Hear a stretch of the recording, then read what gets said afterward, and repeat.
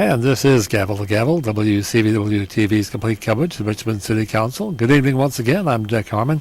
Welcome to our second meeting of the month of May. And no, there's nothing wrong with your set or your calendar. It is Tuesday, and we normally meet the second and fourth Mondays. However, the fourth Monday just happened to be Memorial Day, so we are meeting on a Tuesday night instead. And what have we got on the lineup tonight? Let's see, 19 items on the consent agenda, one appointment, 7 items on the regular agenda, and 16 budget papers. And we'll go into a little more detail about that in just a minute. But right now, let's take a look at the agenda and see what's up and what's not up for tonight. Starting off with item number 1, ordinance 2012-72. This is a rezoning that's been around for a while. Rear Trailer Drive, Duryea Drive, etc., and it's being amended tonight and then continued till our second meeting of June, the 24th of June. Item 2, ordinance 2012-212, and this is to erect all-way stop signs, etc., at North Nansemond and Kingston Avenue, and that's being continued till June 24th. Item 3, ordinance 2013-10, and this is adopting personnel rules for the classified service for the classified employees of the city that will go forward tonight on the consent agenda. Item 4 is ordinance 2013-41. This is amending, etc. This concerns the Urban Forestry Commission for the purpose of amending the responsibilities and duties. This one is being withdrawn. Item 5, ordinance 2013-80. Special use at 2501 Monument Avenue for the purpose of museum for architecture and design. This is being amended and continued till our meeting on June 10th. Item 6, ordinance 2013-97. And this is amending the city code, adds a new section concerning reports to council and temporary assignments, etc. That's being continued till June 10th.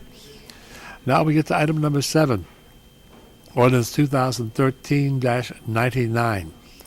This concerning installation of parking meters, and the main thing on this one is this will increase the parking rate at the meters from 50 cents an hour currently to 75 cents an hour. That'll be the new hourly fee at the parking meters in Richmond if this is passed tonight.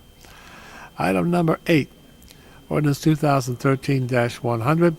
This concerns the Maritime Commerce Advisory Board. This will be abolishing the board, and that one stays on consent agenda. Item number 9, ordinance 2013-101. This approves the work plan and budget for the fiscal year ending June 30th, 2014 for the provision of services in the downtown special service and assessment districts. That stays on consent. Item 10, ordinance 2013-102. This is accepting $50,000 from the Department of Emergency Management, appropriating that increase to the special fund budget, and increasing estimated revenues and amount appropriated to the city's Department of Fire and Emergency Services. So $50,000 coming from the state to the Department of Fire and Emergency Services. This is for funding a video conferencing project. Item 11, ordinance 2013-104, and this is authorizing the use of such property. This is a property at 3406 Brook Road, and this would additionally authorize the use of the property as a private elementary or secondary school, or both, upon certain terms and conditions. That stays on consent. Item 12, authorizing the CAO to execute a performance agreement between the city, the Health Diagnostic Laboratory, and the Economic Development Authority of the city for the purpose of making an economic development grant through the authority to Health Diagnostic Laboratory to facilitate retention, construction, and expansion of a health diagnostic laboratory in the biotech park, and that one stays on consent. Item 13, ordinance 2013-107. This is basically renaming classifications in the classified service of social services worker and social services worker supervisor to family services worker and family services supervisor. That stays on consent. Now, item number 14, and this one is concerning disabled parking. The state had mandated at one time 4 hours of free parking. This is now, the state is now saying you basically can change that. And this will be only in the area the city bounded by Interstate 95 to the north and east, the downtown expressway to the south, and Belvedere Street to the west. This would allow handicap parking for up to 2 hours at no fee to the city instead of 4 hours. So that one is being moved to the regular agenda. Item 15, Ordinance 2013-109, and this one is concerning Voluntary Retirement Incentive Program. This is being amended and continued till June 10th. Item 16, Ordinance 2013-110.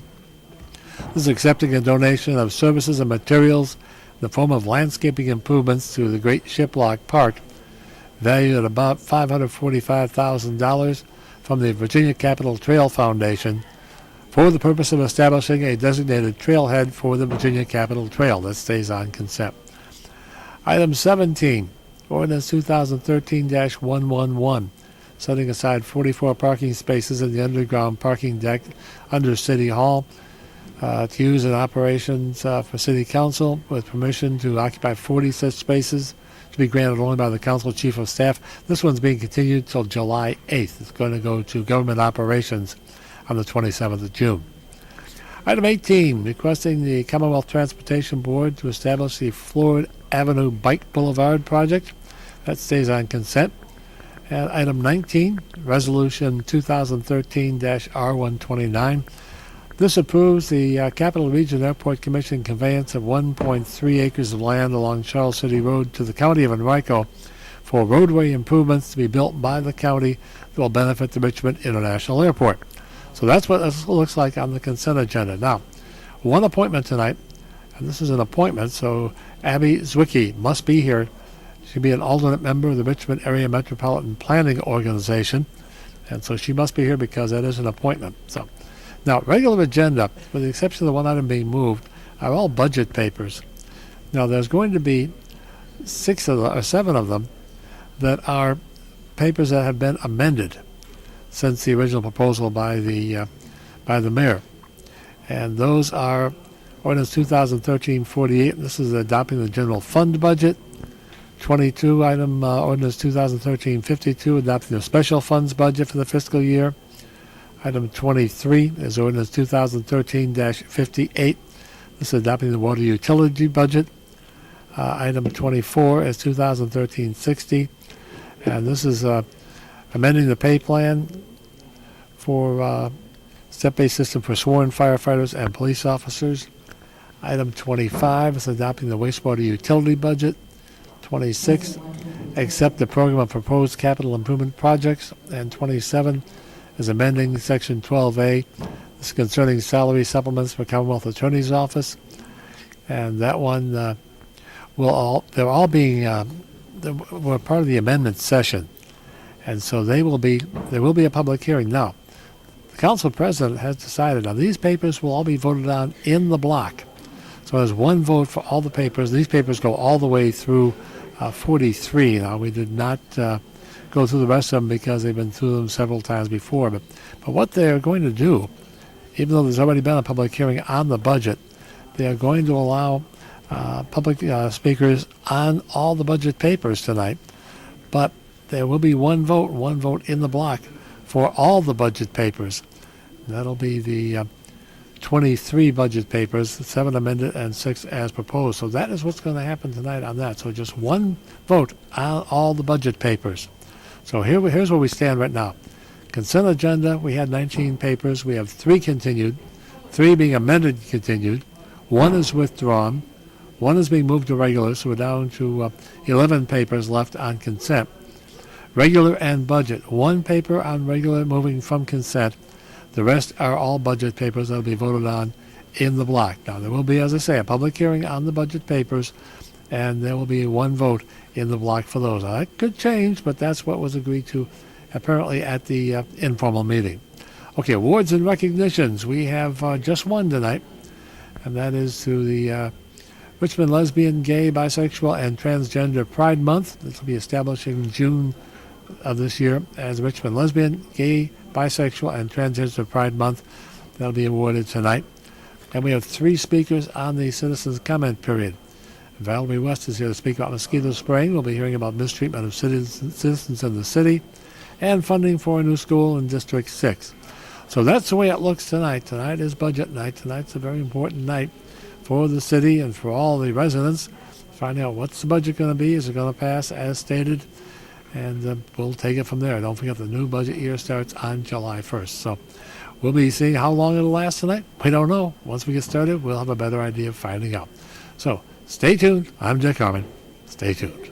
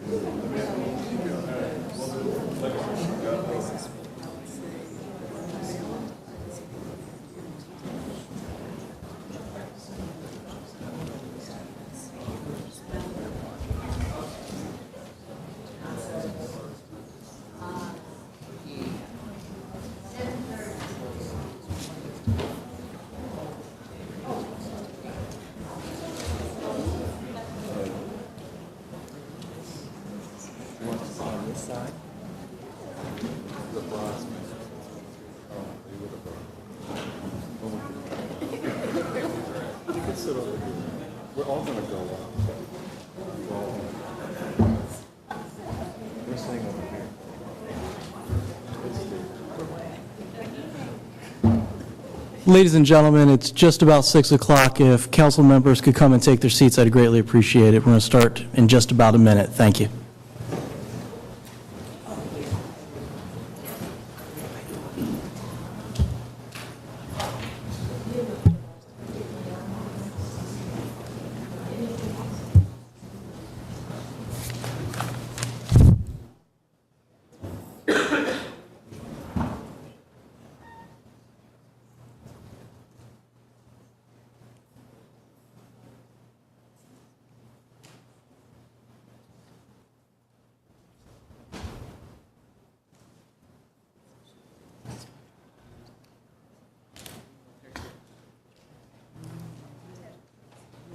Yeah. Now leave me high and dry. All right, ladies and gentlemen, it is just after 6 o'clock. I'm going to call the formal meeting of Richmond City Council to order at this point. Ask that the meeting come to order. At this time, we will stand and the invocation will be given by Reverend Dick Harmon, followed by the Pledge of Allegiance. Please stand. Let us pray. Gracious Heavenly Father, we thank you for the opportunity you give us to live in a country where we can have a democratic society, where we can choose our leaders, and we can view publicly the work that is being done by our representatives. We ask you to guide this body in wise decisions that will benefit our community and its people. Be with us all in all we do. Continue to watch over us, for it's in your name we pray. Amen. Amen. I pledge allegiance to the flag of the United States of America and to the republic for which it stands, one nation, under God, indivisible, with liberty and justice for all. Thank you. You may be seated. Madam Clerk, could we please have the Chamber Emergency Evacuation Plan and Citizen Speaker Guidelines? Chamber evacuation announcement. Upon evacuation of the emergency alarm system, all persons shall immediately exit the building. Please use the exit to the left or right front of the council chamber or the east or west stairway outside the rear doors of the chamber. Do not use elevator or escalators.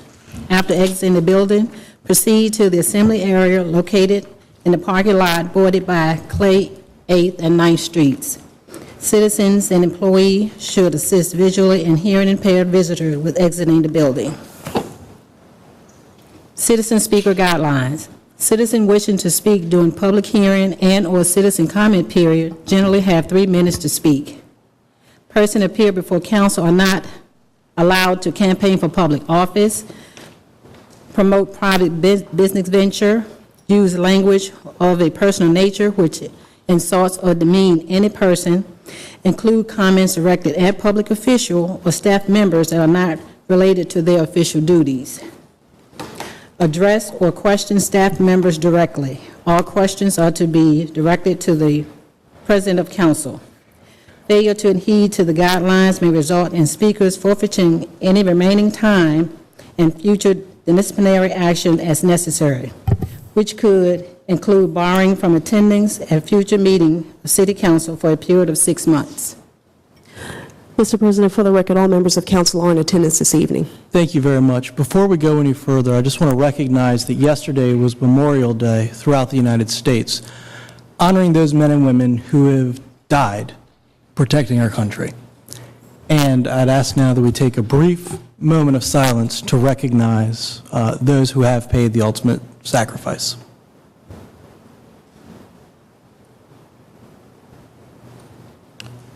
Thank you very much. Madam Clerk, I'd like to move on to appointments and reappointments, please. Yes, we have one appointment for consideration this evening. That is item number 20 on tonight's agenda. And when I call your name, if you would please stand. This is to appoint Abby Zawicki as an alternate member of the Richmond Area Metropolitan Planning Organization for a term terminating May 13th, 2015.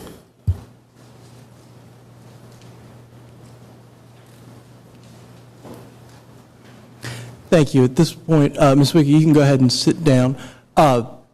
Is there anyone in the audience tonight that wishes to speak in opposition or in favor to this appointment? bring it back to council. Is there any council members who wish to speak regarding this appointment? Thank you. Ms. Wiki, thank you for your willingness to serve. We're going to take a vote in just a second. When we finish that, if you'll see the lady in black in the far corner there, she'll take you over to the clerk's office and administer the oath of office there. Madam Clerk, would you please call the question? Council is voting on item number 20, resolution number 2013-R114. Mr. Beliles? Aye. Ms. Graziano? Aye. Ms. Mosby? Vice President Robertson? Aye. Mr. Agelasto? Aye. Mr. Hilbert? Aye. Ms. Trammell? Aye. Ms. Newbill? Aye. President Samuels? Aye. That paper has been adopted. Thank you. And thank you again for your willingness to serve. Moving on from here, we would go to the awards and presentations. Yes, tonight's first recognition being presented by Council President Charles Samuels and Councilor Paca Agelasto recognizes June 2013 as Richmond Lesbian, Gay, Bisexual, and Transgender Pride Month. Present to receive the recognition are Bill Harrison, Executive Director of the Richmond Gay Community Foundation, Kevin Clay, individuals from Help Center, Beth Marshak of the Richmond Lesbian Feminist, and individuals from ROMSI. The honorable members of Richmond City Council hereby unite to recognize, honor, and celebrate the diversity, shared humanity, and civil rights of our entire community and all its residents. Each of us were born into the world the way that we are and should be able to live without the fear of prejudice, discrimination, violence, or hatred based on our gender, identity, or sexual orientation. The Richmond community includes people of all ages and races who are lesbians, gay, bisexual, and transgender, and each of us should have the same equal rights, benefits, and responsibilities that are shared and enjoyed by all. Embracing and celebrating our individual identities and commonalities as Americans helps to further bring people together and drive the development and progress of society. Richmond City Council hereby proclaims the month of June 2013 as Richmond Lesbian, Gay, Bisexual, and Transgender Pride Month and brings this to the attention of all of our residents so that we may join together in honoring the diversity and strength of our thriving community. Thank you. It's a real honor to actually stand here today for my first term on City Council to be part of the third annual recognition of June as Pride Month here in Richmond. And we have a great diverse community in the city. And every day, people of this community are out celebrating what we have to offer as people. And I think it's important that City Council, as well as everybody in the city of Richmond, begin to recognize and celebrate the diversity.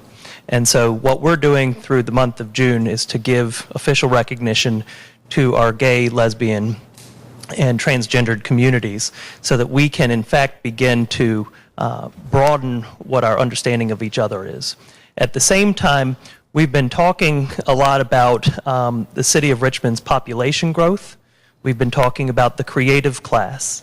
One of the reasons that a community like Richmond is growing is because there is tolerance, because there's a broader understanding, because there's an embracing community here in Richmond welcoming all people.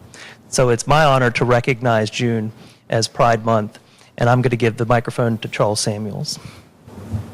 Thank you. You know, Parker, Mr. Agelasto said something in that last speech that I think is important. It's a sense of community. It's not about any one person. It's about the community, bringing in folks to solve our city's problems, regardless of age, sex, religion, sexual orientation, etc., but because of the variety of life experiences we've had. And I'm thrilled today to stand here with Mr. Agelasto for the third time, well, not standing with Parker for the third time, but standing here for the third time to present recognition of June as, it's a long speech, so hold on, as Richmond's Lesbian, Gay, Bisexual, and Transgender Pride Month. Congratulations, and thank you for coming down tonight. If someone would like to say anything. City Council members, thank you very much. I want to assure you that your support is not anything that we take for granted. And I think that if you ask any member of our community, what is it that you want, you would hear from us that we want the same things that you want. We want a city whose streets are free of crime. We want a public school system that is outstanding so that our children can attend. We want to support our police officers and our firefighters who put their lives on the line for us every day and every night. We want a thriving business community. But we also want to live in a society where we do not have to fear that we will be fired from our jobs or discriminated against when we apply for a job because of who we love. A lot of us here tonight were in these chambers a few months ago when Tracy Thorne Baglin was confirmed as a judge, a man of honor, a man of dignity, a man of integrity who had an outstanding record as a jurist. But we all know that that was a tough battle for him because there were a lot of people who said that he would not or could not be a good judge simply based on the fact that he was gay. And we all know that sexual orientation and gender identity is no more chosen than we choose the color of our skins. And we know that we can depend on you to help us change those laws. Thank you very, very much. Thank you.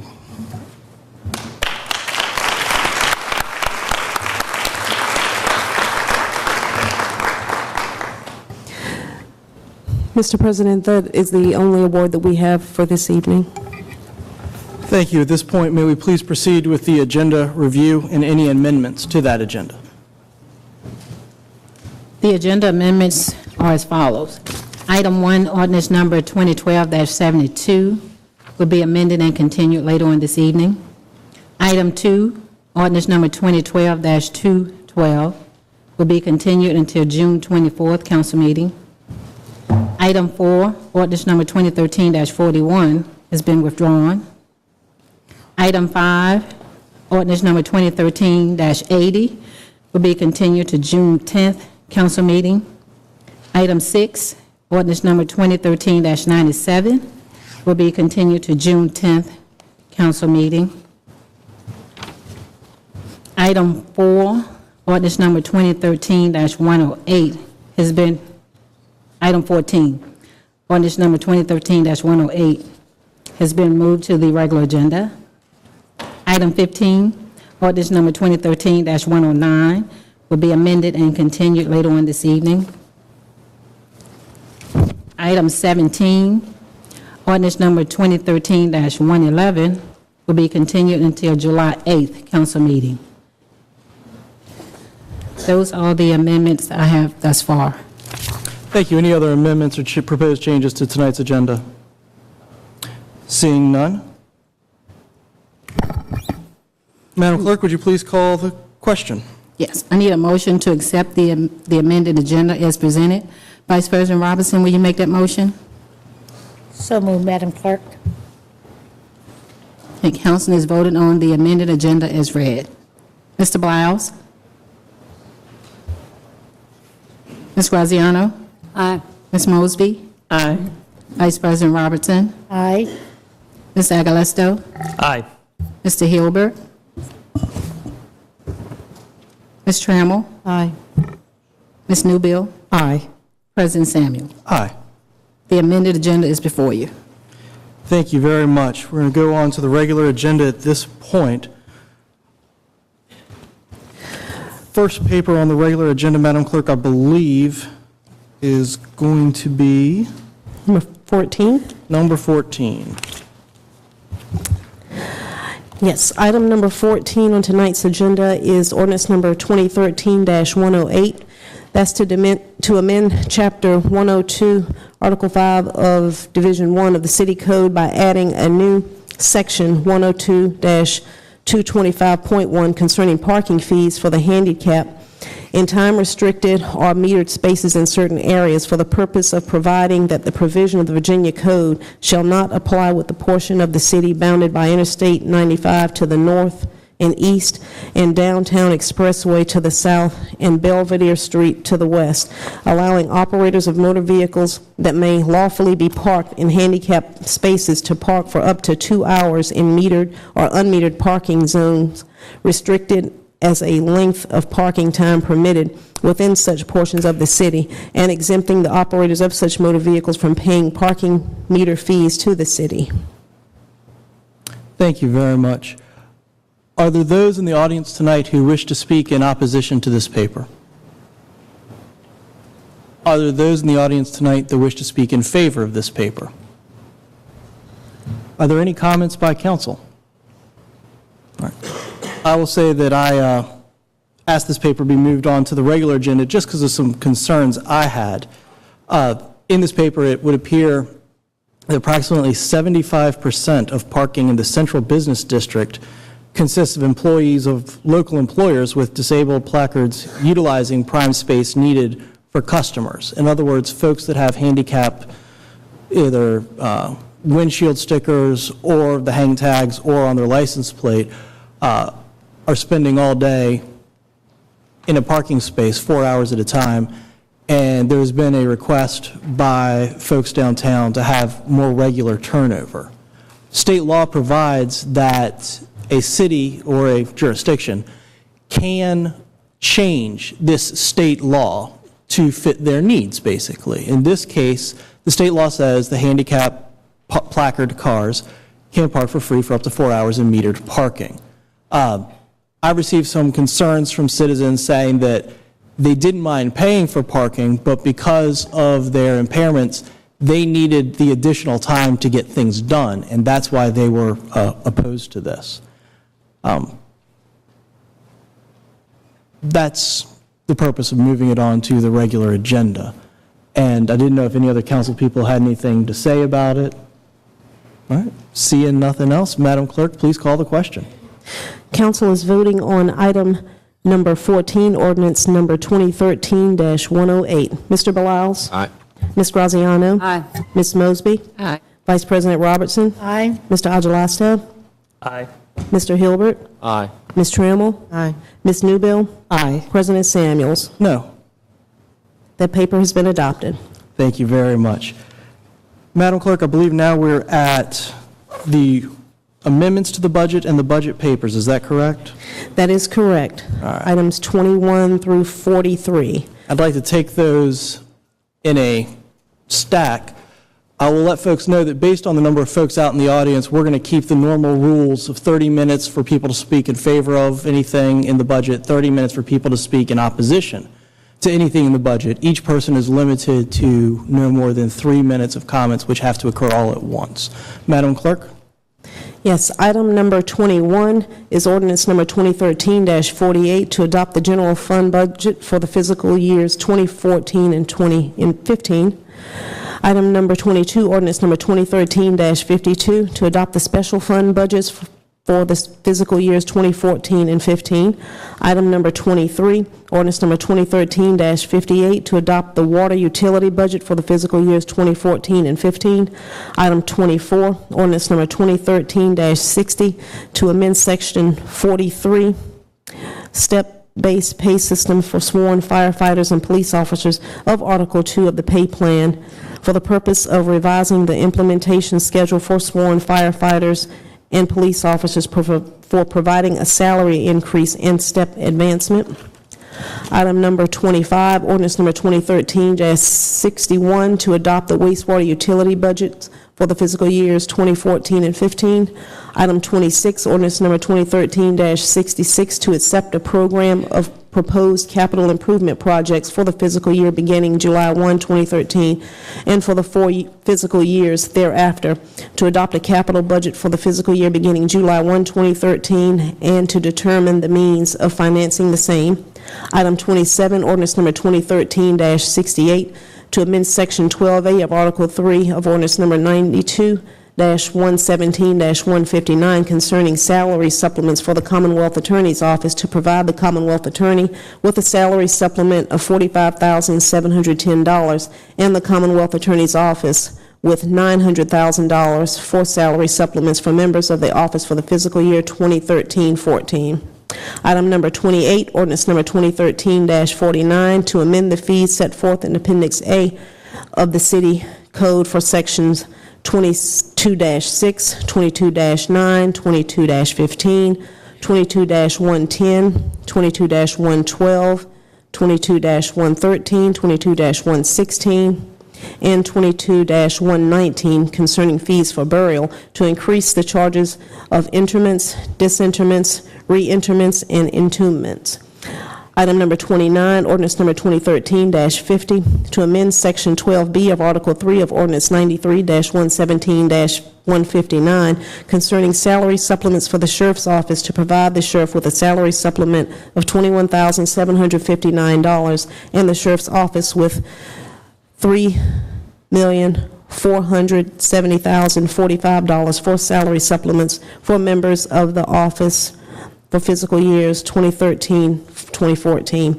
Item number 30, ordinance number 2013-51, to amend the fees set forth in Appendix A of the City Code for Sections 106-282 concerning water services, 106-283, 106-284.1, 106-285, 106-286, 106-415, and 106-503 to establish revised charges for such services. Item number 31, ordinance number 2013-53, to amend the fees set forth in Appendix A of the City Code for sections 106-202 and 106-203, 106-200.12, 106-2012, 106-2013, 106-2022, 106-203F, 106-204F, 106-206-2, 106-207D, 106-2082, 106-2084, 106-210I, 106-211I, and 106-202B concerning gas services to establish revised charges for such services. Item number 32, ordinance number 2013-54, to adopt the storm utility budget for the fiscal years 2014 and 2015. Item number 13, ordinance number 2013-55, to adopt the electric utility budget for the fiscal years 2014 and 2015. Item number 34, ordinance number 2013-56, to adopt the Department of Public Utilities Stores Internal Services budget for the fiscal years 2014 and 2015.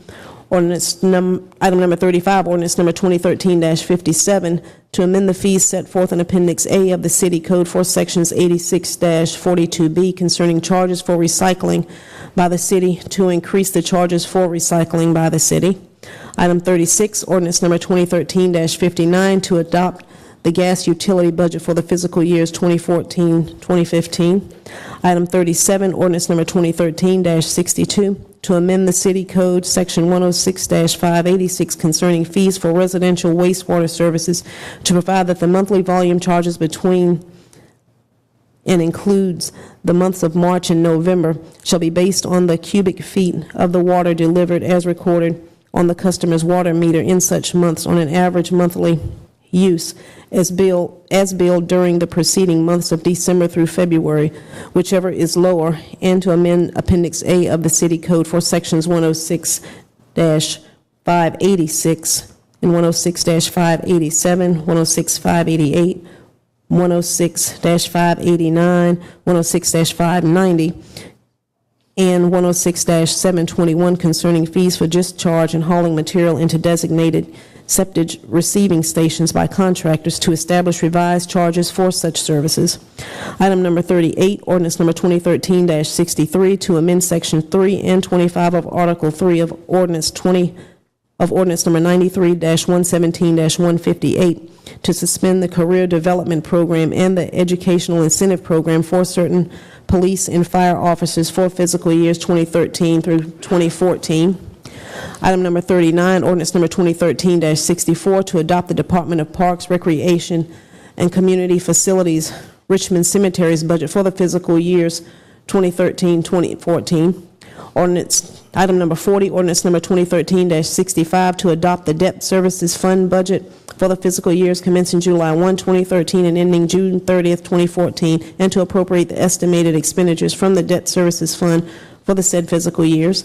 Item 41, ordinance number 2013-69, to authorize the issuance of general obligation public improvement bonds of the city in a maximum amount of $106 million to finance the cost of school projects and general capital improvement projects of the city, and to authorize the Director of Finance to sell such bonds, authorize the issuance of a note of the city in anticipating of the issuance of the bonds, and to authorize the issuance of taxable bonds for the same purpose and uses in the same maximum principal amount and payable over the same period as such general obligation public improvement bonds. Item number 42, ordinance number 2013-70, to adopt the Internal Services Fund budget for the fiscal years 2014-2015. Item number 43, ordinance number 2013-71, to authorize the issuance of public utility revenue bonds of the city in the maximum amount of $88,073,000 to finance the cost of capital improvement projects of gas, water, and water service utilities and public utilities, building and facilities, and to authorize the Director of Finance to sell such bonds for the authorization of issuance of taxable bonds for the same purpose and uses in the same maximum principal amount and payable over the same period as such public utility revenue bonds. Those are all of the regular agenda items before you. Thank you. And that includes the budgetary items 28 through 41? That is correct, through 43. That's 43, thank you. All right. Are there those in the audience tonight that wish to speak in opposition to any of the papers that the clerk just read? Everybody who wants to speak in opposition to any of those papers, please come on down and form a line. Once the line is formed, we will see whether or not we need to have extra time, although with 2 people, it's looking like we're going to be just fine. All right, please come on up. Thank you, Mr. President, Madam Vice President, members of council. My name is Laura Toothman. I'm a resident of the 7th District, and I'm here tonight on behalf of the Alliance for Progressive Values to voice our opposition to the proposed changes in the base water and wastewater rates and the proposed changes to the volume charges. While we applaud the proposed changes to the base rates, the drastic increase in the volume charges, especially the wastewater volume charge, will have a huge negative impact on the people who can least afford a 125% increase in a portion of their bill. For renters and people on fixed incomes, exchanging higher volume or poorly functioning fixtures for water conserving models is not easily accomplished. Licensed plumbers often charge a minimum service fee of more than $100 just to show up. Labor and materials often bring their bills to several $100s. Even if they can afford the work, though, many renters have to go through property managers to request maintenance to their units, and this may lead to delays in needed repairs. The APV is further concerned that there's no provision in the proposed changes to encourage thoughtful consumption of water. Larger households that consume more water in the course of their daily lives will face the same financial burdens as smaller households who wash their cars and water their lawns on a regular basis. Offering a payment assistance program for city residents who can't pay those increased charges is not an ideal fix for this potential problem. A tiered rate structure might be a better solution. For instance, one that charges a smaller volume rate for households that use smaller volumes of water, and then step up as households use higher amounts of water. Finally, like others have suggested, the APV believes that the city could charge an even lower base rate than proposed if our Department of Public Utilities pays only what is required and not more into the city's general fund. The Alliance for Progressive Values is opposed to the proposed changes in the water base rates and volume charges. We encourage the City of Richmond to develop a more equitable rate structure that works for the citizens. You have 30 seconds. Please Thank you very begin to much. summarize. Thank you. Yes, ma'am. Good evening. My name is L. Shirley Harvey. I'm an accountant, and I cannot figure you out.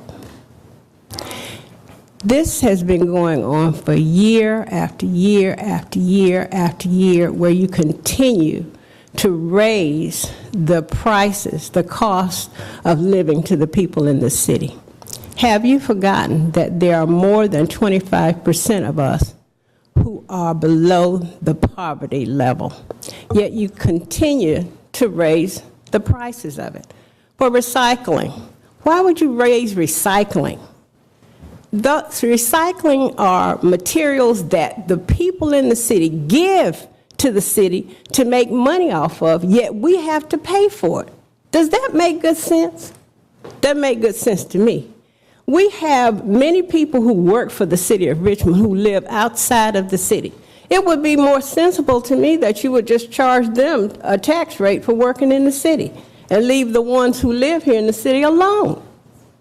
I cannot understand why you say you would not discriminate against people who are homosexuals, yet you continue year after year after year to discriminate against the homosexuals and anybody who isn't here in the city of Richmond simply because we live here.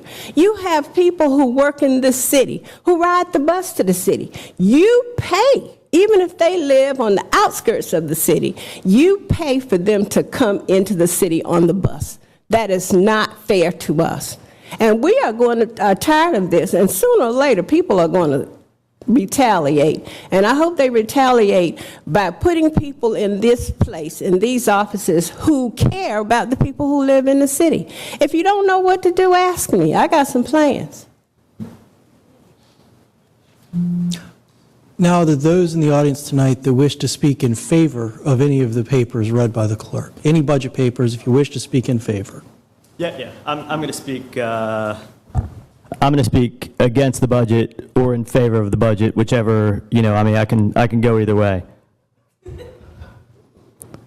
So you choose. So I noticed that there was a cutoff on speaking against it, but I can speak in favor of it as well. So you choose in this situation. Mr. Dorsey, I'm going to ask council to suspend the rules of council specifically for you. That you can say anything you'd like about the budget. Well, that has nothing to do with the rules of council. I have the authority to do that regardless of what you say, but... Your time's running, sir. Okay.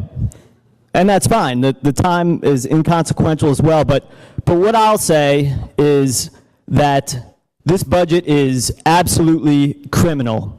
It is a criminal giveaway to the institutions that control the government.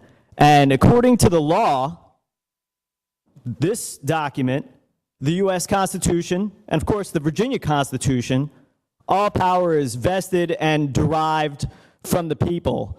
But what this budget shows is that all power is vested and derived in the moneyed institutions that control each and every one of you up here.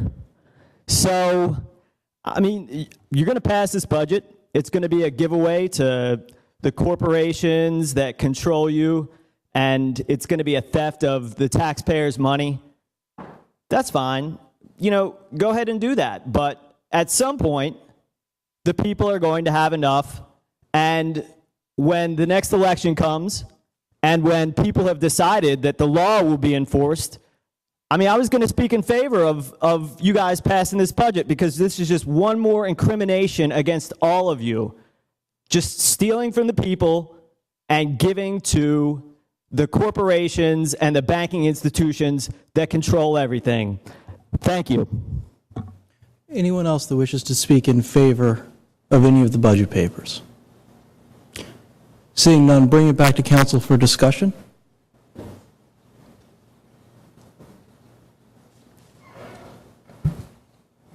Well, I guess I'll go first. Mr. President, I want to go back to number 21. And that's in reference to, Mr. Mayor was getting $400,000 for his security detail, and I don't have all the dates up here. I need some help with that. I'm going to ask for a tape to be played from that meeting where I had those 5 votes. Then I'll be able to say exactly what day it was. Do you have a tape? Yes, I do. Is it set up, Madam Clerk? No, sir, it is not set up. We can have staff pull it. Do you know what point in the recording the comments began, Ms. Trammell? No, but I thought this was already done. Do you want to summarize what was said? I want it to be played where I had the 5 votes that night. I had John Belize, I had you, I had Parker, and then I had myself, and then Chris came out the back, and then I said, well, I have 5 votes now to take only $100,000 away from the mayor's security detail, which would have left him $300,000. I don't know what happened after. I know that Ellen came up to me the night that you had to leave, and she was running the meeting. She came up to me, and she and I was talking, and I think I had Michelle's vote, too, as far as to take the $100,000 away. It was amendment put in. And then the next thing I know, it gets taken away. And I did not know anything about it. I was not called on it. I was not briefed about it. And I don't know who voted along. I guess you changed your mind.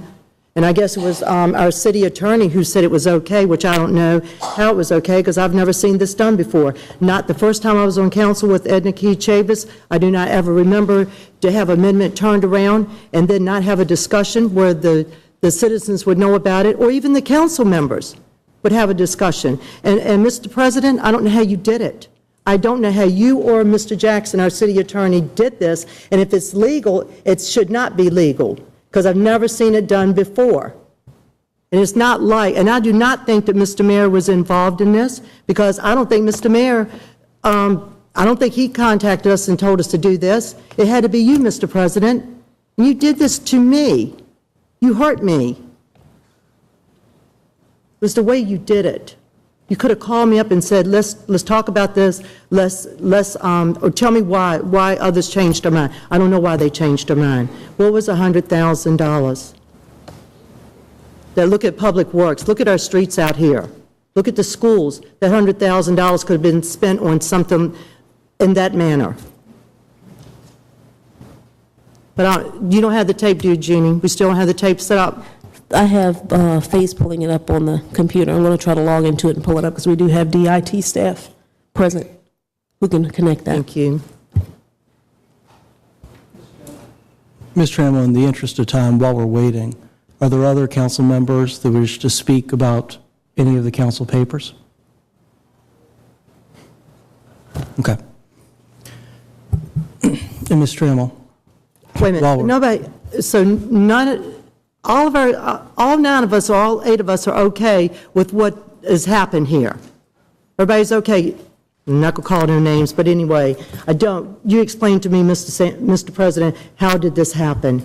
How did it happen? And not only that, I think there was a discussion, and I don't know where everybody is. I don't know where the 200,000 people are in the city of Richmond, because after we adopt this budget tonight, they're going to be calling and screaming, hollering when they get their first month's water bill. They're going to be screaming and hollering about how did this happen? How did you all allow this to happen? Well, where are you? Where's the mayor's impact team? Where are you all? How come you're not down here screaming and hollering about some of these things? And don't be jumping on us after we vote on this budget tonight. Don't come to our district meetings and scream and holler, how did you all do it? Where are you all at tonight? That's what I'd like to know. Where are they, Mr. President? We were hoping this place would be packed tonight. But I guess evidently everybody's happy with what we're doing, except for maybe 2 people in here tonight. But just please explain to me how that happened and why it happened. Sure. And Ms. Trammell, on May 6th, I came up to you in person and apologized for not having time to reach out to you on this question. And I hope that one day you will be willing to accept that apology. Anybody else on council want to speak to any budget paper? All right, what I'm going to do then is move forward with the meeting. They're going to find that for you, and my guarantee is I'm going to make sure it gets played before the meeting adjourns, okay? Mr. President, just one more thing. Sure. What did you say to my colleagues for them to change their mind? Where's the $100,000 Excuse me. coming? Dr. Newbill, you have a point Yes, of order? let me be absolutely clear that nothing was said, Madam Counselor, to change my mind. I did not vote in favor of it the first time nor the second time, so my position remained unchanged. So to suggest that people changed their votes or that there was some untoward thing going on here really is not fair to counselors who voted their conscience and their position on this matter. I'm just saying it wasn't fair how it was done. That's what I'm saying. And then Mr. I also Trammell, want to know, is it 311? That's where the $100,000 is coming. I asked Mr. Marshall tonight. He said no, that nobody would lose their jobs. Or to 311. That is correct. What it is just the temps or whatever that we were going to fill those positions, that's not going to be filled now. We have a hurricane or tornado or something like that. When we use these people, they're not going to be in that position now because it's not going to be there. Well, there is still money in, and I don't want to let this devolve into an argument, there is still money in the temporary personnel fund for 311, just not as much as there used to be. But there is still money there to hire people to serve the citizens of Richmond during emergencies. Now, unless there's other comment by counselors? Mr. President, I think it would only be fair for me to make my position clear on this as well. On the night that the amendments, when we thought we were going to have a introduction of the amendments and that meeting was continued, I did have discussions with Councilwoman Trammell, and at that time, it was my understanding that her amendment for the reduction of $100,000 as well as the amendment for the increase of $100,000 into the budget would be both amendments that would be introduced for discussion. So I want to convey that that is something that it was my understanding that that is the way that it would have been handled. I don't know that I didn't vote to support the amendment at the time when it was introduced. She's named the persons that did. But I was under the understanding that both amendments would have been introduced for us to make a decision upon both of those amendments. That did not happen. And we have the amendments as they are, and my understanding that we have support for the amendments as they are read into the docket tonight. Ms. Mosby. I would like to just, so that everybody's clear on where I was. The night that we voted, I did not vote to take it out. And the night that the amendment came, that's when you and I spoke, the president had already asked, and I told the president that I was keeping it the way that I had voted the first time. You came after that, and you were trying to talk to me. I had already given the president my answer prior to you coming over here talking to me. So that's where, I don't know where your numbers came in, but I know in his thought process, I was where I stood the first night that this came out. Any other council members? All right, call the question, Madam Clerk. President. Mr. Hilbert. Thank you. I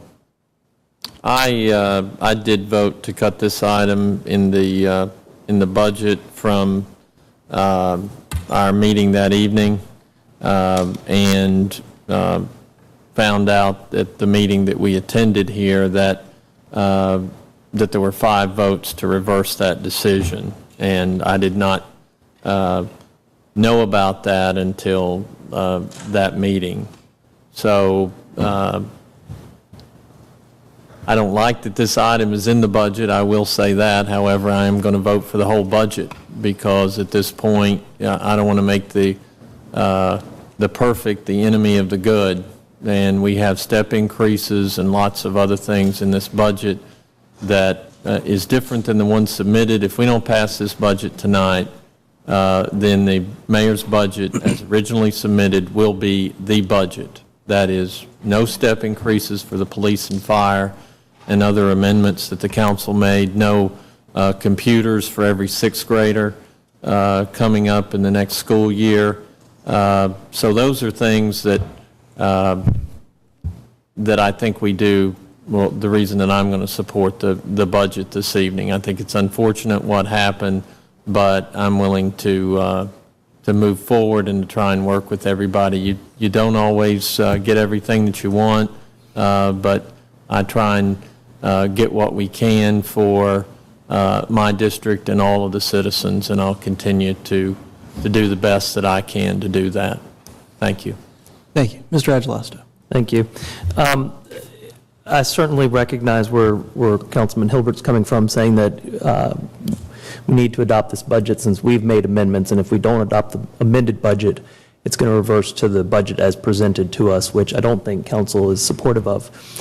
However, I do very much sympathize with Councilwoman Trammell on this issue, because I think we sat here in a lot of budget work sessions and we hashed out a whole lot of difference of opinions, and we came to compromise on a lot of initiatives. And we spent 13 hours sitting in these chairs on one day to really crack it out. And I commend council for doing that. But at the same time, I do think that this particular amendment and how it was reintroduced to this budget was not done in the same process by which we had hashed out all the other budget amendments. And I don't think that that was necessarily fair to certain members of council, and I don't think it was good for offering transparency to the public. And I think we very much have an obligation to all of the residents of the city of Richmond to make sure that we are operating with caution and good judgment. So, you know, I can understand where we need to go from here, which is to adopt the budget, but I hope and employ everybody here that we begin to work more collaboratively and more publicly in some of our decision-making. All right, let's have the vote, President. Madam Clerk. Mr. President, I have one more thing to say, Ms. Trammell, if nobody else has. let me make sure no one else does, because the rules say that people can only speak twice after every other council person's been afforded an opportunity to vote. Does anybody else want to say anything? All right, go ahead, Ms. Trammell. Okay, I just wanted to make it clear that the only reason why I wanted to have the tape played so it would have my 5. I didn't say 9, I said us 5, and I mentioned them. And I'm glad that my colleagues, both of them, explained that we have to, and if we're against some of the things that's happened with the budget, we have to vote for this budget, because if not, it goes back to the administration or to the mayor. And I don't want to see our police and our fire or our children or the schools or our district suffer if we were to go against a little part of the budget, because we don't put the money in there for different things so that we can have things that's got to be moved forward in this budget. So I have to support the budget because of the things that if we don't, then we know what's going to happen. So because the money is already there to where we have said this is what's got to happen. And I like what my colleague Michelle Mosby said.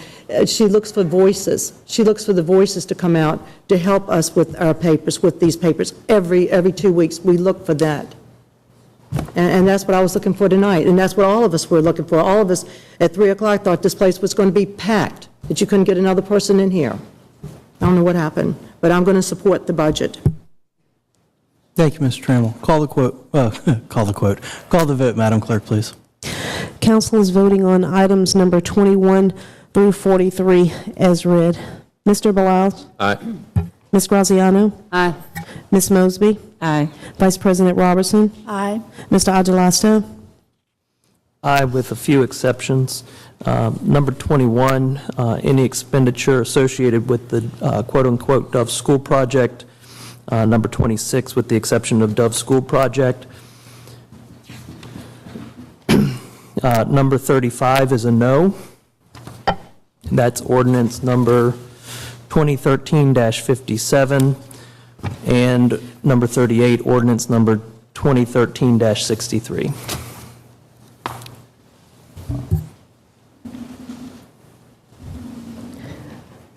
Mr. Hilbert? Aye. Ms. Trammell? Aye. Ms. Newbill? Aye. President Samuels? Aye. Those papers have all been adopted.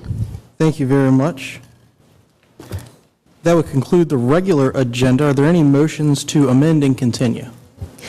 Yes, we have two items for consideration.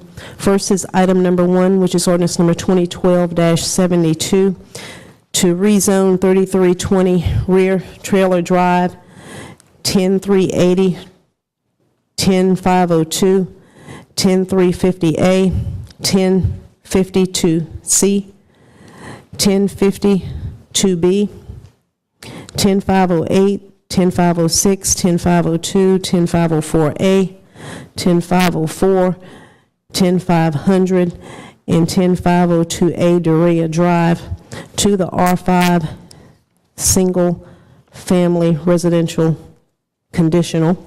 The proposed amendment to that paper is as follows. Page 1, line 4, after the word drive, delete the address 10380 Dorea Drive and the comma.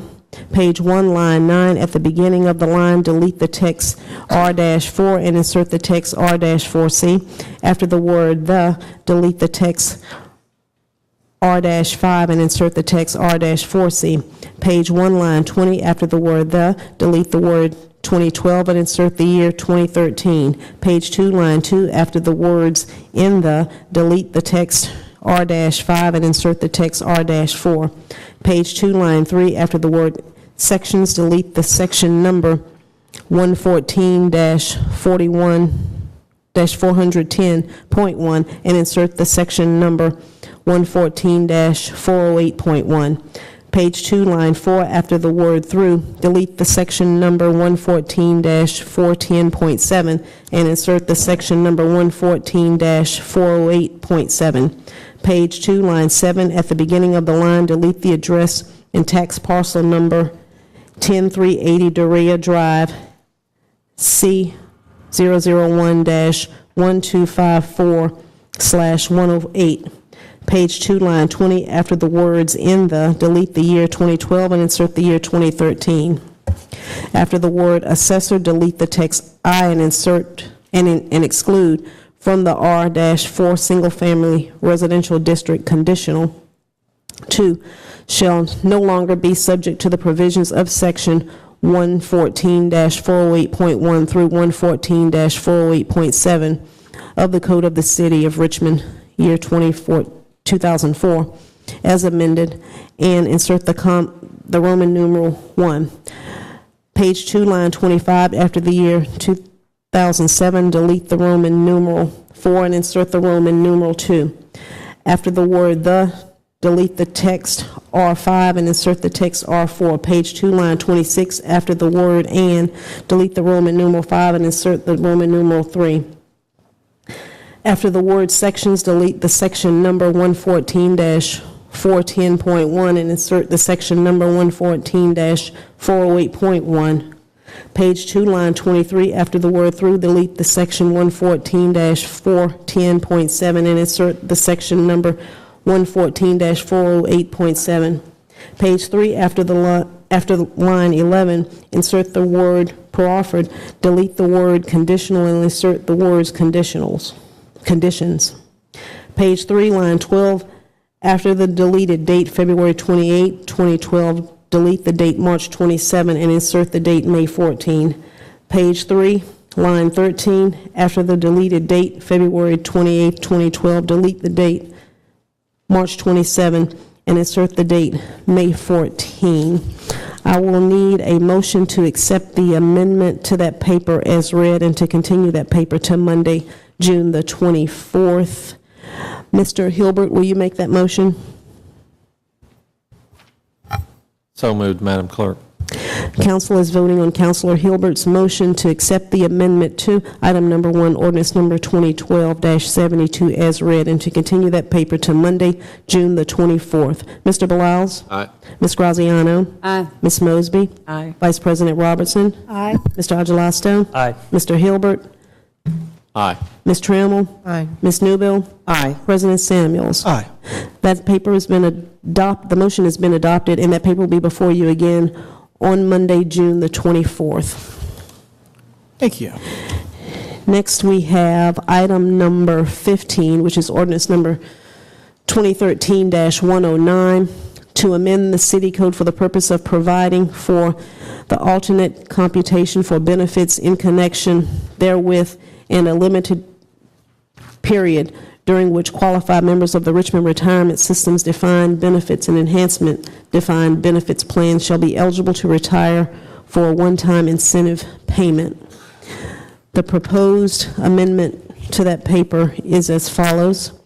Page 2, line 11, after the word employee, insert the phrase of the city. Page 2, line 17, after the word employee, insert the phrase of the city. Page 3, line 20, after the word members, delete the word final credible compensation and insert the phrase salary as of July 1, 2013. Page 5, line 18, after the letter F, delete the text retirement age incentive payment. Any eligible member who has at least 5 but no more than 29 years of credible service and attains the age of 65 by July 1, 2013, meets the requirements under the provisions of the Voluntary Retirement Incentive Program and elects to retire shall receive a one-time lump sum incentive payment from the city equal to $6,000 less applicable taxes. G. Page 6, line 15, at the beginning of the line, delete the letter H and insert the letter G. Page 6, line 22, at the beginning of the line, delete the letter I and insert the letter H.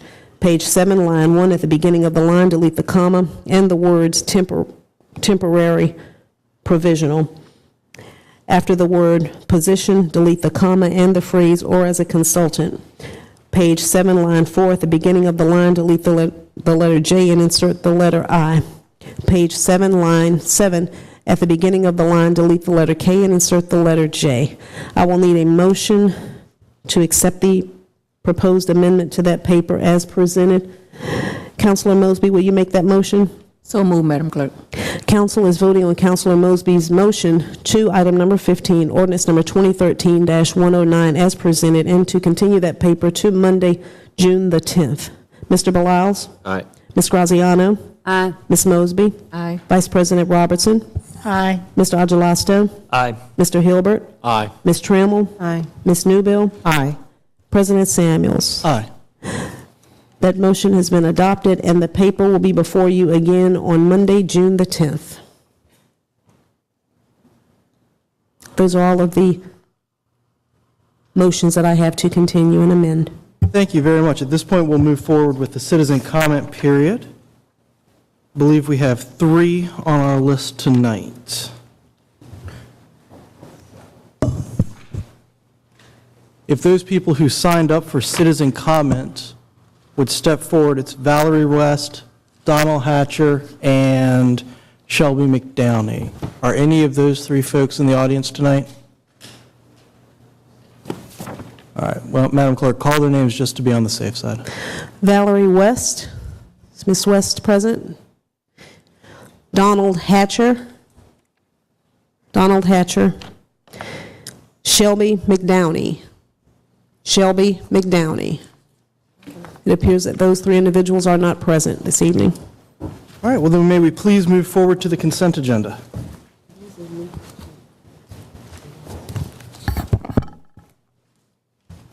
The consent agenda consists of item 3, ordinance number 2013-10, to adopt personnel rule for classified service. Item 7, ordinance number 2013-99, to amend city code for the purpose of permitting additional types of payment at parking meters and increase on-street parking meter charges. Item 8, ordinance number 2013-100, to repeal city code concerning Maritime Commerce Advisory Board for the purpose of abolishing the board. Item 9, ordinance number 2013-101, to approve the work plan and budget for fiscal year 2014 for the provision of services in the downtown Richmond Special Services and Assessment Districts. Item 10, ordinance number 2013-102, to authorize the Chief Administrative Officer to accept $50,000 from the Virginia Department of Emergency Management for the purpose of funding the video conferencing project. Item 11, ordinance number 2013-104, to amend the ordinance which authorizes the special use of 3406 Brook Road, to also authorize the use of such property as a private elementary and secondary school. Item 12, ordinance number 2013-105, to authorize the Chief Administrative Officer to execute a performance agreement between the city, Health Diagnostic Laboratory, and the Economic Development Authority for the purpose of making a grant to facilitate the retention, construction, and expansion of a facility located in the Virginia Biotechnology Research Park. Item 13, ordinance number 2013-107, to amend the pay plan to rename the classification of social service worker and social services worker supervisor as family service worker and family service supervisor, and to add a new classification of family services specialist.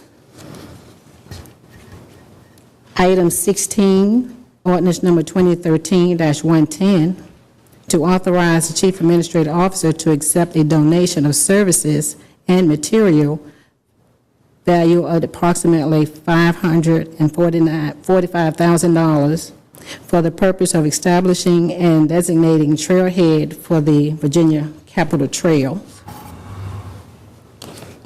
Item 18, resolution number 2013-R128, to request the Commonwealth Transportation Board to establish the Floyd Avenue Bike Boulevard project.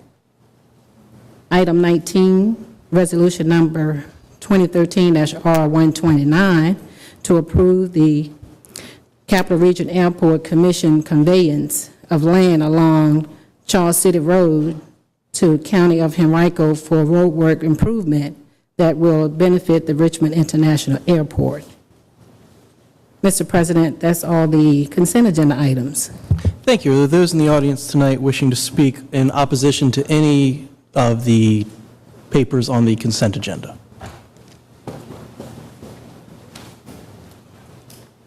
I'm speaking against everything, obviously, that this body does. But anyway, just to reiterate what I usually say when I speak in opposition to the consent agenda, this is very vague language. I'm going to ask some questions. I want to know if you all comprehend even what this legislation that you always unanimously vote to pass even is. For example, number 3, to adopt personnel rules for the classified service for the classified employees of the city, as amended. Do you all know what that means?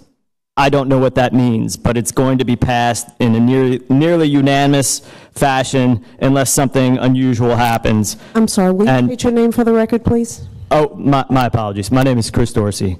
Thank you. My apologies again. To approve the work budget plan and budget for the fiscal year ending June 2014 for the provision of services in the downtown Richmond special service and assessment districts. What does that mean? Do you all know what that means? You don't seem, if you know what it means, you don't seem to have the ability to comprehensively convey what is going on in the legislation that you're passing to the people. They have no idea, and I think probably most of you don't have any idea either. The Economic Development Authority and what relationship they have to the city of Richmond, they seem to just be able to control this body whenever they want, and of course, they are headed by the institutions that control, board members of the institutions that control the city, like the Federal Reserve Bank, Dominion Power, and VCU. And when I attempted to name all the people on the board of the Economic Development Authority, Ms. Graziano cut off my microphone. That was pretty interesting. But last but not least, this social services name-changing nonsense.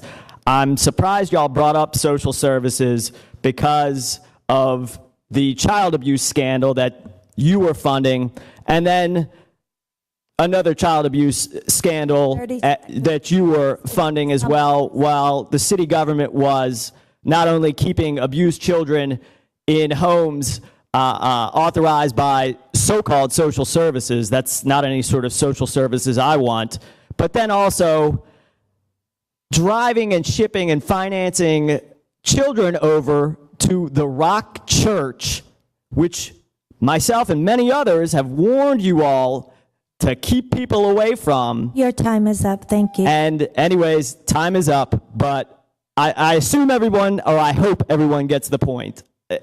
This has got to stop.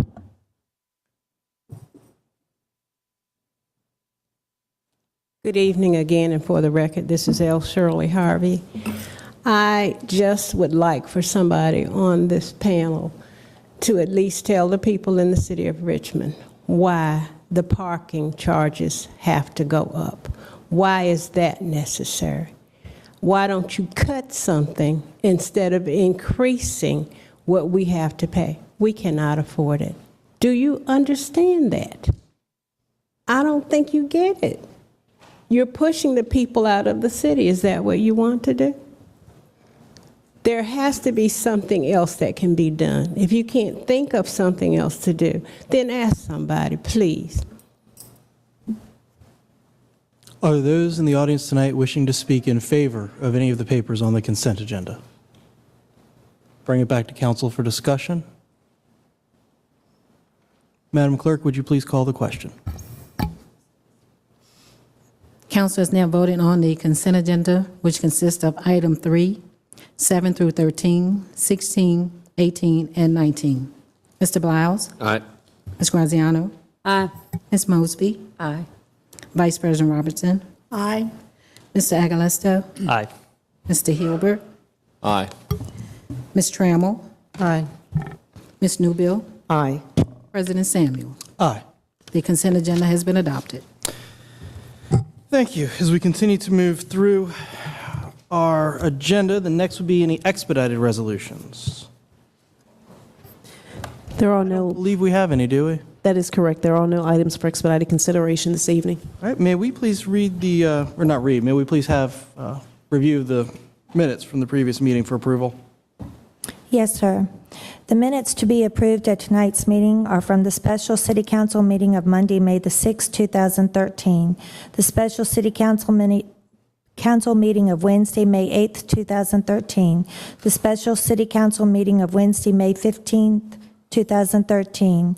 The informal meeting of Monday, May 13th, 2013. And the formal meeting of Monday, May 13th, 2013. Councilmember Balaus, would you be willing to make that motion? So moved. Council is voting on council members' motion to approve the minutes as presented. Mr. Balaus? Aye. Ms. Graziano? Aye. Ms. Mosby? Vice President Robertson? Aye. Mr. Aguilesto? Aye. Mr. Hilbert? Aye. Ms. Trammell? Aye. Ms. Newbill? Aye. President Samuels? Aye. Those minutes have been adopted. Thank you. At this point, we come to reports and announcements from council members, and I am going to run counterclockwise. Mr. Beliles. Thank you, Mr. President. Just one announcement. We're having a First District Town Hall meeting tomorrow night, Wednesday at 6 p.m. at Albert Hill Middle School, which is located at 3400 Patterson Avenue from 6 to 7:30 tomorrow night. Thank you. Ms. Graziano. Thank you, Mr. President. Just want to remind everybody, farmers market's open, strawberries are in. It's great, and peonies are in too. And Thursday night, I'm having my bi-monthly presidents of my civic associations meeting, and that will be at 7 o'clock at Positive Vibes. Thanks. Thank you. Mr. Aguilesto, I'm going to slide over to you for just a second. Sure. We've got a couple of Civic Association meetings coming up on Monday, June the 3rd, the Hull Street Midlothian Civic Association will be meeting at 7 p.m. at Koinonia Christian Church on McRand Street. On Tuesday, June the 4th, Uptown Civic Association is meeting at 6 p.m. at the Lamplighter Coffee Roasting Company at 116 South Addison. And then finally, we've got a fun event in Bird Park over by the Carillon. We've got Senior Day, and this is open to everybody from 10 a.m. until 2 p.m. The festival is free, and we'll have a variety of food vendors, arts, crafts, games, and free live music. So bring your lawn chair and enjoy the music of Band Carib and Melvin Short. And that's for seniors in the park. So thank you. Thank you, Mr. Agelasto. Ms. Mosby. Yes, I only have one announcement. On Saturday, my 9th District School member, Tichi Pinckney Epps, will be having a courageous conversation to talk about some of the things that are going on with the schools, and that's at the Southside Community Development and Housing Corp. at 1624 Hull Street Road. Thank you. Thank you, Ms. Mosby. Mr. Hilbert. Thank you, Mr. President. The Education and Human Services Committee met last week here at City Hall. We had a discussion from the school system of the DIT director as well as the chief academic officer about various options to give computer access greater for all students, and particularly to acquire computers for incoming sixth graders. We had a preliminary action plan and trying to make a recommendation going forward. So this item will continue to be on the agenda for the Education and Human Services budget. We did, with the passing of the budget this evening, allocate $200,000 for that purpose, and I'm excited about the possibilities going forward. The interim director of Human Services, Mr. Harms, presented and took questions regarding the audit that was received on the regarding the Social Services Department from the city auditor. He indicated that 2 other studies which are being completed will be done possibly by the end of June. The next meeting, should one of the reports be done before the next meeting of the committee, he did say that he or representative would be available to discuss that report. Our next meeting is June the 19th at 5 p.m. here in council chambers. Did want to announce that the summer camp, the Great Summer Escape from Richmond Parks and Recreation Department will be available this summer. We always talk about our kids don't have anything to do. I would suggest that parents or guardians or really anyone that's interested in our children go to richmondgov.com /parks and look at those registrations and try and get children and adults in your community to sign up for these programs, a lot of which are free or a small cost. And we really hope that people participate in this. An idle hands are the devil's workshop, as the old saying goes. So let's get our kids and adults involved in programs for Parks and Rec. I think there's some great opportunities for us. Finally, I wanted to let everyone know that there is an email blast, an email tree from the 3rd District, and if you would like to be added to the email list, call Lisa Towns at 646-6055 or email her at lisa.towns, Townes, at richmondgov.com. And I do want to let everyone know that your email information will be kept confidential. Thank you, Mr. President. Thank you, Mr. Hilbert. Ms. Trammell.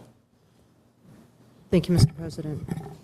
On Monday, May the 13th, at our public safety meeting, our Director of Public Utilities, Mr. Willie Horton, and also our Fire Chief, Robert Creasy, was there to talk to us about the fire hydrants. We have over 6,000 fire hydrants in the city of Richmond, and they're maintained by public utilities. And also, they gave us a lot of good information because it used to be, I think back in the day, the firefighters used to cut around the fire hydrants and all that, and that's the Department of Public Utilities. They do all of that work. But if you see any fire hydrant that needs attention, like if they're leaking or if they've been vandalized or whatever, you can call 311 and report it, and they will come out and they will take care of it. And also, if you want them to be painted, just give it to them, tell them where they are. They'll come out there and paint them too, so that they can be seen. Let's see. We also need to let everybody know that if you vandalize one of these fire hydrants, if you try to open it up to like get cooled off during the summertime, or if you take them and try to fill up your swimming pool, it is illegal to do that, and you can be cited for that. So please, if you see anybody doing it or trying to tamper with the fire hydrant, let them know that it's against the law to do that. It's illegal. Let's see. On May the 16th, Thursday, May the 16th, at our 8th District meeting, we had, Mr. Marshall was not able to be there. He had to attend another meeting. So he had sent the Deputy CAO, Chris Betchler, who came to our meeting to talk about utilities, about different things that's going on with the projects as far as stormwater and things like that. And also, Sheriff C.T. Woody attended, and he talked about the new Justice Center that's almost completed. And he's also encouraged people to come down and look at it because it's going to be beautiful. And he also talked about that people aren't going to just be locked up in jail, because they have mental issues or they haven't paid child support or they got maybe a couple DUIs or whatever. There's going to be other programs for them to go into, which that's something that's good. So he encouraged people to, get involved and, help out. And also, Delegate Joe Marcy was there to talk about some things that he's been doing with the General Assembly, all of them working together. Also, I forgot to mention Bob Sadell. He was at our 8th District meeting and gave us some good information too. The police department was there, the firefighters were there to give us information. And also, I wanted to thank the business owners that attended and the citizens that came out that night, along with their children. They brought the children to the meeting. Let's see. This right here is your smoke alarm. Right now, it's free. If you call 646-1526, that's 646-1526, the firefighters will come to your house or to your apartment or to your business. They won't leave these. They will install them for you. A lot of people did not even know this last Thursday. They said, tell us about it again, and the firefighters said, just come to the fire station, make an appointment. We will come to your home at no charge. Doesn't cost anything. Just please call them at 646-1526. They will put a battery in your smoke alarm or they will put up a new one, and it's free. Police officers don't do this. The Sheriff's Department does not do this. Our firefighters do this. And they've been working really, really good. Our firefighters and our police officers have been working very, very good together.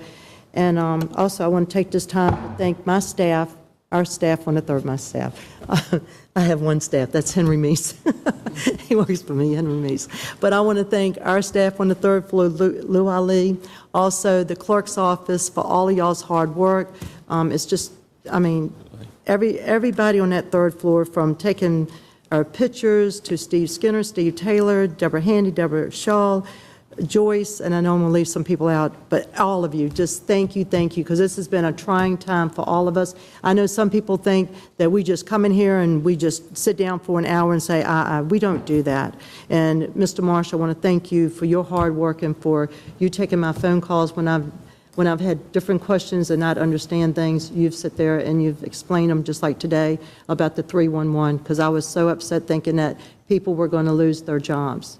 Because that's what the word was on the street, people were going to lose their jobs. And you assured me that they're not going to lose their job. And neither are the police officers and the firefighters. So again, I want to thank all of you for helping me, and I know that my colleagues appreciate all that you all have done for us to work together and to pass this budget, which has been a very, very trying time. And I'm being honest with all of you. And I want to thank all the assistants up there, Jan, who's helped me, just everybody. Ida and Karita and Lisa, and again, Henry, for all of your help. Thank you all. Thank you, Ms. Trammell. Dr. Newbill. Thank you, Mr. President. I have one announcement, I think. and I'll attempt to be brief. No. I would like to thank just everyone who came out over the course of the weekend to join us in a variety of events throughout the city to just convey our heartfelt thanks on this Memorial Day holiday. More specifically, on tomorrow evening at 6:30 p.m., we will be holding our 7th District Community Meeting, and I would like to invite all of the residents of the 7th District to come out and join us.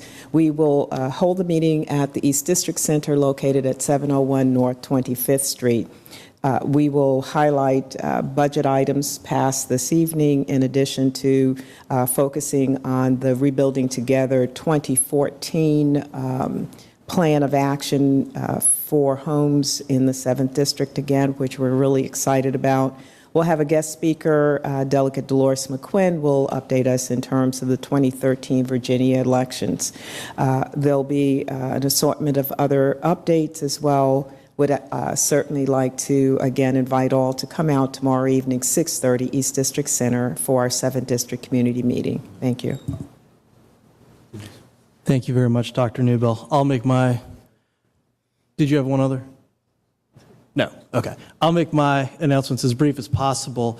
The Rosedale Civic Association is having a very important meeting on Tuesday, June 4th at 7 p.m. It's going to be at the Media Center at Glenwood Holton Elementary, and that's at 1600 West Laburnum Avenue. The purpose of the meeting is to discuss the interstate sound barrier, and that is the potentially proposed barrier that is going to go up between 64 and Rosedale. There are plans to have a barrier go up, but it is not technically a sound barrier, so there's discussions about how to improve it into one. Rosedale is also sponsoring the annual Northside Food Drive on June 15th. Pickups begin at 1 p.m., or you can take food to 1901 West Laburnum Avenue and placed inside the gate. Now, as many of you all know from your meetings here, I work very hard to make sure that before I speak on behalf of council, there's at least a consensus on council. But I'm not going to do that now. Instead, I'm going to say, without checking with anybody, on behalf of City Council, happy birthday, Miss Ali.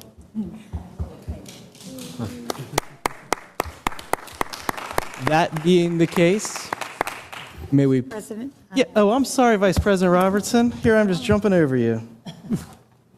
It's okay. It's kind of easy when you sit so close. Hard to see. I just have a couple of announcements, and happy birthday, Lou, as well. And likewise, I'd like to say to Ms. Ali that I really appreciate the help that her staff has given to me over the last few months when I have not had a council liaison, and especially thank Deborah Handy for the work that she has done to keep things going for us, and she's done a wonderful job, and appreciate the support from your staff, Lou, in pitching in and helping me out during this time. We do have a new liaison for the 6th District. Her name is Hope Elliott. We are in the process of updating our mailing list as well as our email list. I'm going to piggyback on Councilman Hilbert's request for anyone who would like to make sure that their emails are added to our mailing list to give her a call. Her number is 646-7964, and her email address is hope.elliott@richmondgov.com. There also was a meeting scheduled for tomorrow for the sector leaders of the 6th District, was planned to be held at the Richmond Convention Center. That meeting has been postponed, so there will not be a meeting tomorrow at 1 o'clock for the sector leaders. However, the Affordable Housing Commission is meeting on Thursday at the Richmond Convention Center. That meeting starts at 7:30. And will last till about 11. So we look forward to seeing you all there.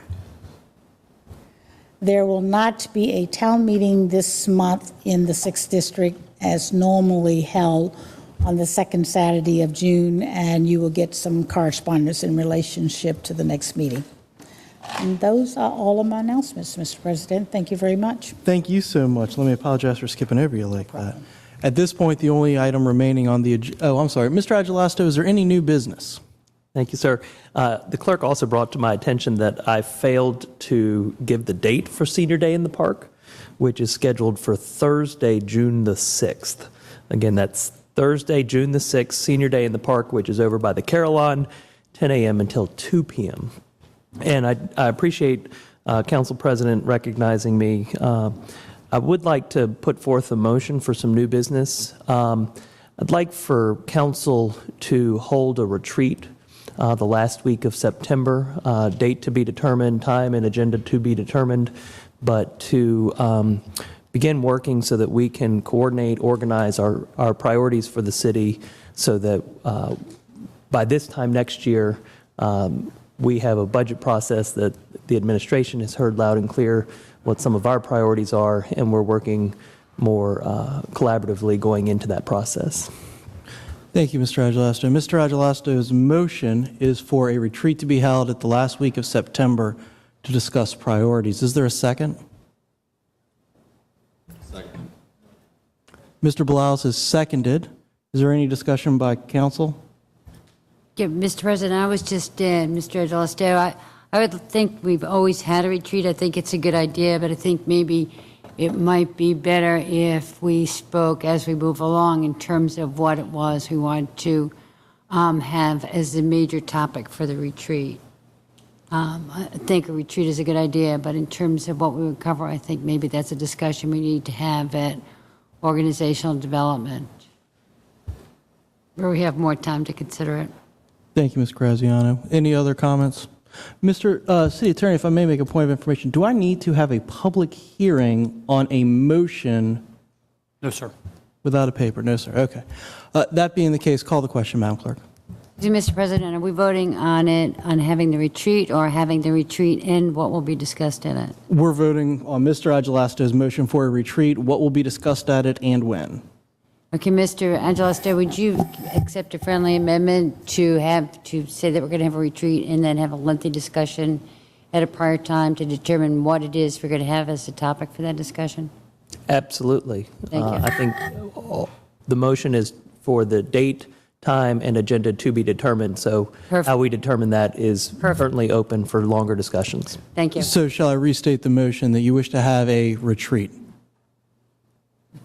Last week of September. Mr. President. I will tell you, Mr. Agelasto, before I recognize Mr. Hilbert, I think you might find some resistance, not to the idea of having a retreat, but doing it that way. I'm happy to call the vote, but I also don't want to have a no vote on having a retreat. I'm happy to commit to working with council members over the next couple of months to find an agenda and find a time that works for everybody. But for those that don't keep their calendars handy, saying yes now to the retreat in the last week of September may not work if we don't know what's on our calendars. Okay. Do you want to do Ms. Graziano's friendly amendment to have a retreat? That would be fine. Okay. It's Can I put a date in calendar year 2013? I mean, I don't want to just have an open-ended, let's have a retreat and never have a retreat. That's absolutely fine. That's absolutely fine. Mr. President. Mr. Hilbert. Thank you. I don't want to give the general public the idea that we're up here making this up as we go along. This body has had numerous retreats in my 9 years on council, and I can assure you that I can name you my priorities, as I believe my other 8 colleagues share them, and that would be public safety, education, and the infrastructure of our city. I hope that everyone hears that. I'm perfectly willing, able, and ready to have a meeting, but I don't want anyone to get the impression, as I said, that we are making this up as we go along. Thank you. Thank you, Mr. Hilbert. That being the case, maybe what I'd suggest doing is tabling this motion at least until a meeting at a later date in 2013. Seriously, probably the June meeting. And we'll work on an agenda, work on a time that's convenient for everyone, work on an agenda that meets everyone's expectations, make sure we've put aside enough time and do this right instead of a last-minute motion. Is that fair? That's perfectly fair. I wasn't intending to have all of our i's and t's dotted and crossed for this motion. I simply was looking for agreement that this was something that the body intended to do. All right, as I pull up my Robert's Rules of Order, Mr. Attorney, may I, as the chair, table a motion? You need a motion to You need a Table. Oh, he pending motion. his motion. Or Mr. Agelasto could withdraw. it. Withdraw. That's correct. What do you want to do, Mr. Agelasto? So there's no date, no time, no agenda set in my motion. It's just the will of this body to agree to do something. I'm not quite sure that it warrants any withdrawal and readdress it at a later time, since there's nothing that's specifically stipulated in it. Mr. President. Hold on, Mr. Agelasto has the floor. He has to finish his thought.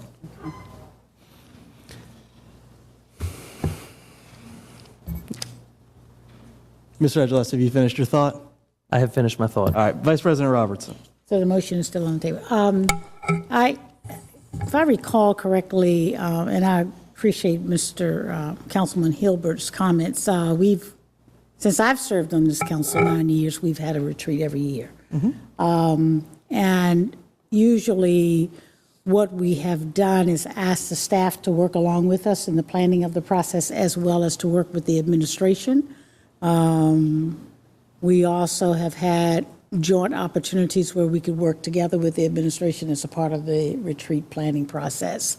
So I don't, this is not a new idea, though I appreciate the fact that a motion can be made to make this a reality.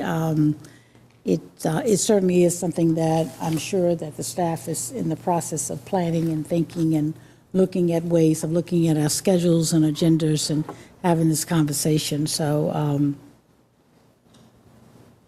I don't know that I feel that a motion is necessary, but that's Mr. Agelasto's decision. Is there any motion to refer this motion to organizational development? I'm sorry. I'm really enjoying Robert's Rules of Order up here. Okay, so All right. Call the vote. I'll make that motion, Mr. President. You'll make that motion? I will. Is there a second for Mr. Hilbert's? Second. All right. Discussion? Point of clarification. Yes, Dr. Newell. The motion that was on the table that had a second and had a friendly amendment, does it not have to be disposed of prior to? Not if there's a subsidiary motion to lay it on the table or to refer it to a committee. Okay, thank you for that clarification. Call the question, Madam Clerk. Council is voting on the motion to forward consideration of the council retreat to the Organizational Development Standing Committee meeting at some point in the future. Mr. Beliles? Ms. Graziano? Aye. Ms. Mosby? Aye. Vice President Robertson? Aye. Mr. Agelasto? No. Mr. Hilbert? Aye. Ms. Trammell? Aye. Ms. Newbill? Aye to the next Organizational Development Committee meeting. The next Organizational Development meeting. And President Samuels? Aye. That motion has been adopted. Thank you very much. Any other new business? All right, very well. May we please have the introduction of new papers? Ordinance number 2013-112 to amend and reordain ordinance number 2004-216-272, which authorized the special use of the property known as 2623 East Broad Street for the purpose of converting an existing main building for use as 3 dwelling units and a commercial space and converting the existing accessory building on such property into a dwelling unit, to reduce the restrictions placed upon the commercial space within the building upon certain terms and conditions.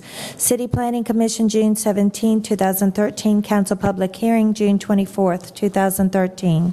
Ordinance number 2013-113, to authorize the CAO to accept funds in the amount of $7,800 from the Virginia Department of Criminal Justice Services and to appropriate the increase to the fiscal year 1213 special fund budget by increasing estimated revenues and the amount appropriated to the Department of Justice Services by $7,800 for the purpose of providing training to pretrial and probation officers on evidence-based principles designed to reduce recidivism among offenders. Public Safety Standing Committee, June 17th. Council public hearing, June 24th. Ordinance number 2013-114, to authorize the CAO on behalf of the City of Richmond to execute an operating and maintenance agreement between the City of Richmond and Richmond First Tee for the purpose of providing for the use by Richmond First Tee of city-owned real estate known as the Elson Redmond Memorial Driving Range located at 400 School Street to provide golf, learning facilities, and educational programs for area youth. Land Use, Housing, and Transportation, June 18th, 2013. Council public hearing, June 24th, 2013. Ordinance number 2013-115, to authorize the CAO to execute a Seventh Amendment to Management Agreement between the City of Richmond and the Richmond Metropolitan Authority for the purpose of extending until June 30, 2014, the management agreement for Main Street Station. Finance and Economic Development, June 20th, 2013. Council public hearing, June 24th, 2013. Ordinance number 2013-116, to authorize the CAO to accept funds in the amount of $219,639 from the Virginia Department of Health and to appropriate the increase to the general fund budget for fiscal year 1213 by increasing estimated revenues and the amount appropriated to the city's health district by $219,639 for the purpose of returning surplus fiscal year 11-12 funds to the city's health district. Finance and Economic Development, June 20th, 2013. Council public hearing, June 24th, 2013. Ordinance number 2013-117, to amend and reordain ordinance number 2007-251-209 concerning the establishment of a residential permit parking district in the Carver neighborhood for the purpose of extending the hours of enforcement for residential permit parking in the Carver neighborhood. Land Use, Housing, and Transportation, June 18th. Council public hearing, June 24th, 2013. Ordinance number 2013-118, to authorize the CAO to accept funds in the amount of $49,484 from the Virginia Department of Fire Programs and to appropriate the increase to the fiscal year 1213 special fund budget by increasing estimated revenues and the amount appropriated to the Department of Fire and Emergency Services by $49,484 for the purpose of the repair of the burned building used to assist in the training of fire service personnel. Finance and Economic Development, June 20th, 2013. Council public hearing, June 24th, 2013. Ordinance number 2013-119, to amend Chapter 2, Article 2 of the City Code by adding therein a new Section 42-45 to establish a special revenue fund from which may be made appropriations for affordable housing, education, and rapid transit purposes, and to provide that the difference between the full taxation amount and the partial exemption amount of real estate taxes for all properties for which partial exemptions from real estate taxation were granted under City Code Sections 98-132 and 98-135 and the former City Code Section 98-138 shall be credited to such special revenue fund for 15 years after the expiration of such partial exemption. Finance and Economic Development, June 20th, 2013. Council public hearing, June 24th, 2013. Resolution number 2013-R130, to abolish the Career and Technical Education Commission, to repeal Resolution number 2009-R166-194, adopted December 14th, 2009, and to terminate the terms of the Commission's members. Education and Human Services, June 19th, 2013. Council public hearing, June 24th, 2013. Resolution 2013-R131, to appoint Denise P. Dickerson as a member of the Richmond Behavioral Health Authority for a term commencing upon adoption of this resolution and terminating June 10th, 2016. Council public hearing, June 10th, 2013. Resolution 2013-R132, to appoint Dr. Cheryl Ivy Green as a member of the Richmond Behavioral Behavioral Health Authority, City Representative for a term commencing upon adoption of this resolution and terminating June 10, 2016. Council public hearing June 10, 2013. Resolution number 2013 R133, to appoint Leighton Powell as a member of the Advisory Board of Recreation and Parks, District 2 Representative, for a term commencing upon adoption of this resolution and terminating June 10, 2016. Council public hearing June 10, 2013.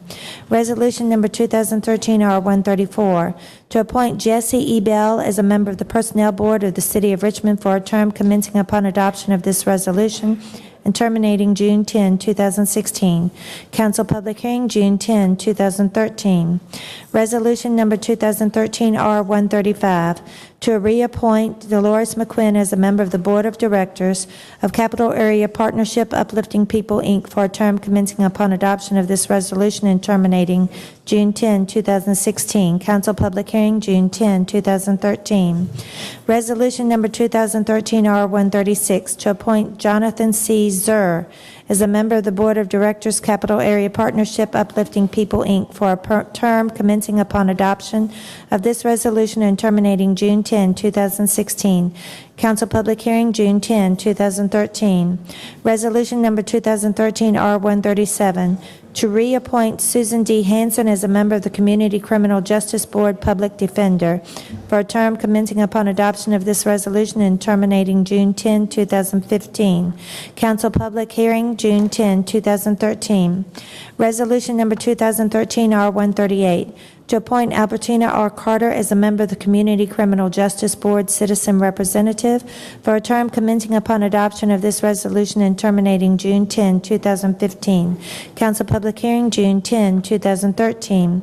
Resolution number 2013 R139, to reappoint Jack O. Lanier as a member of the Community Criminal Justice Board Administrator Community Services Board for a term commencing upon adoption of this resolution and terminating June 10, 2015. Council public hearing June 10, 2013. Resolution number 2013 R140, to appoint Melvin Lawson as a member of the Advisory Board for the Assessment of Towing Fees and the Storage of Vehicles, Towing and Recovery Operator for a term commencing upon adoption of this resolution and terminating June 10, 2016. Council public hearing June 10, 2013.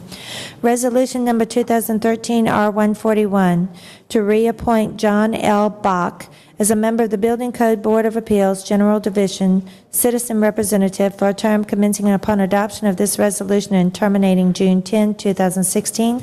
Council public hearing June 10, 2013. Resolution number 2013 R142, to reappoint Richard Barton Campbell as a member of the Community Criminal Justice Board, Juvenile and Domestic Relations District Court Judge Representative for a term commencing upon adoption of this resolution and terminating June 10, 2015. Council public hearing June 10, 2013. Resolution number 2013 R143, to appoint Dr. Richard L. Bennett Jr. as a member of the Richmond Ambulance Authority for a term commencing upon adoption of this resolution and terminating June 10, 2015. Council public hearing June 10, 2014. President, this concludes all the new legislation. Thank you very much, Madam Clerk. I greatly appreciate your help tonight. Thanks, everybody, for working through this budget season. The meeting is adjourned.